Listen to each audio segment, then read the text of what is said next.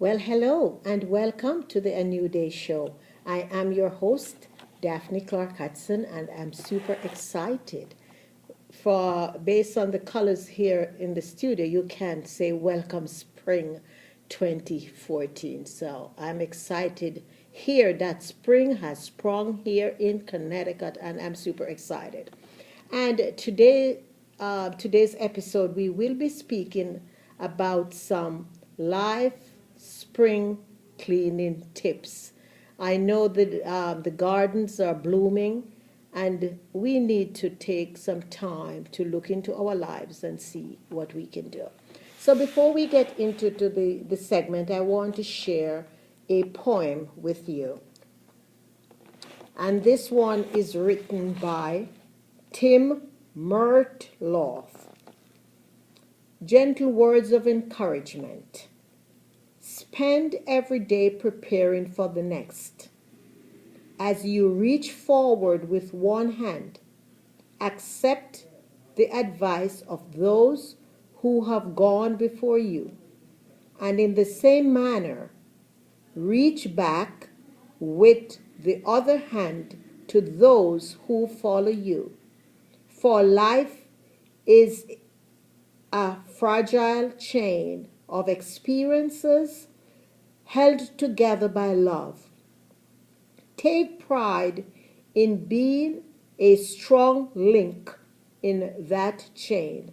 Discipline yourself, but do not be harsh. The pleasures of life are yours to be taken. Share them with others, but always remember that you too have earned the right to partake.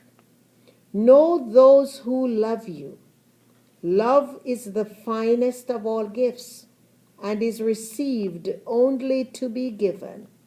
Embrace those who truly love you, for they are few in a lifetime.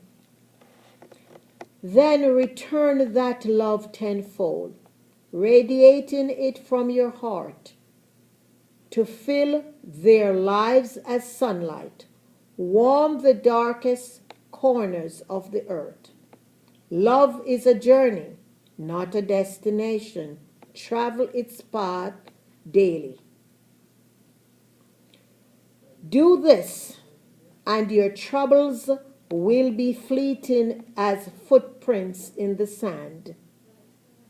When loneliness is your companion and all about you seem to be gone, pause and listen, for the sound of loneliness is silence. And in silence, we hear best. Listen well, and your moments of silence will always be broken by the gentle words of encouragement spoken by those of us who love you. And I think this is a very valid poem to share today, especially with the topic that we are getting ready to speak about. As I began by saying it is spring, and oftentimes we spend a lot of time cleaning up the house, cleaning up the closet, cleaning the yard. We cleaned up the leaves during the fall, and in the spring we're still finding some spring cleaning to do. And oftentimes we neglect the most important spring cleaning of all, and that is the spring cleaning of our lives. So I want to encourage you today to just take a deep breath and devote some time to taking an inner look at yourselves. I'm going to be sharing 3 important questions that I want you to address as you set out to do the spring cleaning. I know for some people's gardens at this time of the year, you have the daffodils that are coming up. You have the tulips that are coming up. You have the hyacinths. You have the azaleas. And I'm sure if I ask you to create a list of spring flowers, you'll have hundreds and hundreds of spring flowers.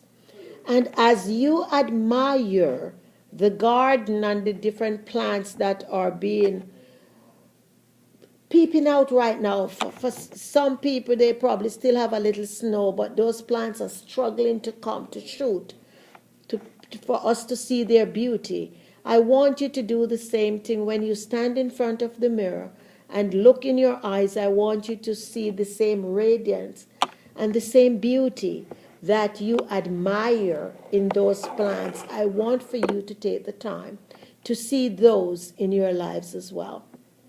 For some of you, you probably really do not have anyone who will encourage you to say you have done a great job, you are doing wonderful, you're a great person. Be not dismayed. I'm here to encourage you to be that first person that will hug yourself and say, I love you in spite of what's going on in your life. I care about you. You will overcome this. And regardless of what happened in your life last year, I want you to do a spring cleaning, and I want you to begin to shoot again. Be like the daffodils, be like the tulips that were planted many years ago. And each year, if you notice in your garden, the bulbs become bigger and thicker, and because they keep reproducing, and more shoots coming up, a lot more bulbs than you did plant. So it's the same thing in your life. Don't give up. Don't give up hope. View yourself just like your garden. And as you admire your garden of life, and you notice that there are some empty space that you need to put some bulbs in, I want to dedicate this show to you, and let this be the first bulb that you are going to put into that empty spot, so that you will start to water it and to nourish it and to grow into a beautiful garden for yourself. Sometimes spring cleaning can be difficult. It can be devastating, especially if we are holding on to a lot of hurt and anger and all of that. But I'm here to tell you, after you're through with that cleaning, you are going to be saying, I am so glad I did. I am so glad I did. Even if you have to go the journey alone, if there's no one else to help you to do that cleaning, I want you to be courageous in stepping out. Be bold. Step forward. Know what your truths are. Claim them. Clean out what needs to be cleaned out so you can start sprouting again this season. I want for you to take note of these three very important questions here. These three questions I wrote here because I didn't want to forget what they were I want to talk about. I want you to pay attention. The first question is, what lights you up in your life? So, the first thing I want you to do as you go through this cleaning, create a list for yourself. What lights you up? What is it that will keep you going in order to complete this cleaning? When you hit on a rough section that has thick cobwebs that you didn't even know was there, what lights you up? What ignites the fire in you that will keep you going? Create that list for yourself so that as you continue to clean out your life of all the muck and the mess and everything that's there, as you reflect on that list, you will be encouraged to go on, knowing that because you have learned the lessons from all the things that's on the list, you have learned the lessons So you know there will be no turning back for you. You will not be going down that road again because you have learned the lessons now, and it helps you to build up your belief and your commitment to yourself. I'm here to remind you that there will be no wrong or right answers to what it is that you put on that list. Remember, it is your life. No one knows you like you know you. So be honest to yourself. Tell the truth to yourself, because unless you can be vulnerable to yourself and to others and to tell the truth and claim the truth, you will not be able to move along. So, what are the things that lighten up your life? Are there some people, some special people in your life that lights you up? That means you need to spend more time with them in order for them to hold you accountable. Are there certain songs? What is it? Each of us has something that lights our life up. What it is for you. I want you to create the list and jot them down. Be patient, because there's no rush in getting this done. You take as much time as you need to create the list, but you develop the list that you think reflects you.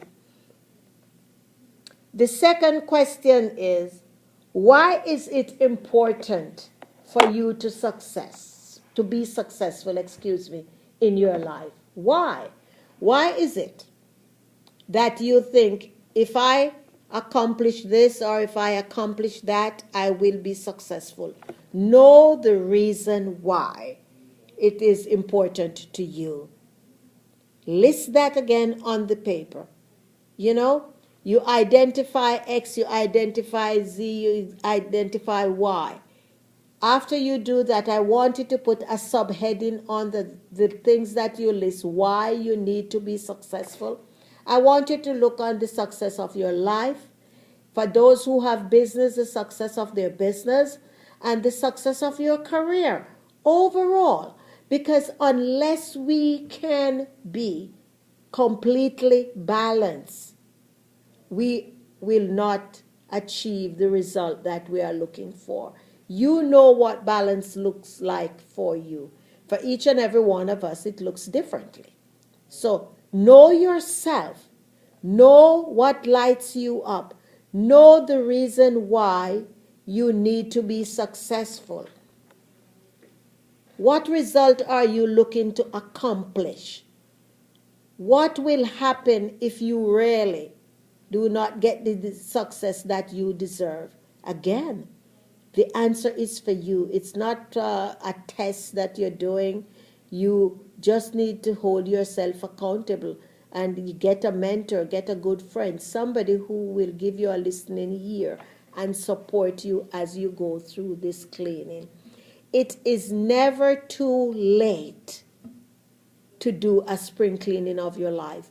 And you might be listening to this episode of the show when it's not the spring season. However, whenever our life needs a cleaning, it is going to be springtime, because as long as we get rid of those things that are no longer serving us well, it is time for spring cleaning. And whenever the need arises, for me, sometimes I have to do 3-4 spring cleaning a year. You know what you are looking for. In Jamaica, there's a saying that the higher the monkey climbs, the more he exposed. And I'm saying that to share because I mentioned about doing maybe 3 or 4 spring cleaning a year. And the bigger goals that you set for yourself, the more frequent you will need to do a spring cleaning. So regardless of the season of the year it is, whenever there's a requirement for you to do a cleaning, I refer to it as a spring cleaning. So if you have been setting goals and you keep setting the same goals over and over and over and over and over, and you're not accomplishing them, it's time for you to do a spring cleaning. Don't fight it. You know you got to do it, so you step out there and you do that cleaning, because I am here